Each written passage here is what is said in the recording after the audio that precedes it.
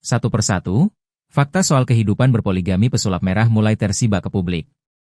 Adik iparnya, Faris Dwi, mendadak muncul membongkar tabiat asli pesulap merah. Ia menyebut pesulap merah tak peduli saat Tika sakit hingga meninggal dunia.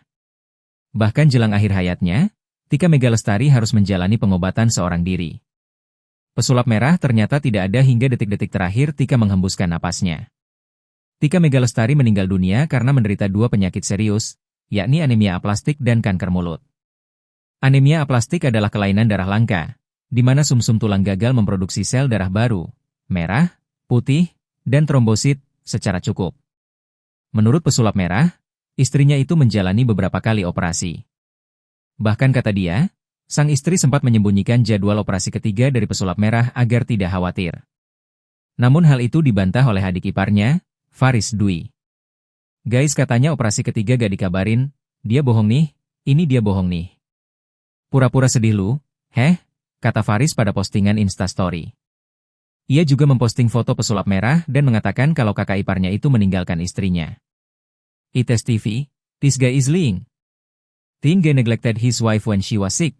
Saya bersaksi, pria ini berbohong. Pria ini mengabaikan istrinya saat istrinya sakit, tulis Faris. Bahkan menurut dia, sang kakak tak mendapat dukungan dari pesulap merah sebagai seorang suami. Kakak gua sendirian. Kagak ada lu di sampingnya. Gak ada dukungan moral dari elu, tulisnya lagi. Bahkan ia juga membagikan momen ambulans membawa jenazah sang kakak. Menurut Faris, Tika kini sudah tidak sakit lahir dan batin lagi. Menurut Faris, keluarga dari pesulap merah pun tidak tampak hadir di malam tahlilan. Sepekan setelah kematian istrinya, Tika Megalestari, pesulap merah membuat pengakuan mengejutkan.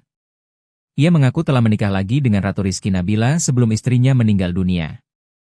Bahkan poligami itu sudah dijalani oleh pesulap merah selama 4 tahun. Ditegaskan oleh Marcel, pernikahan keduanya dengan Ratu itu direstui oleh mendiang Tika.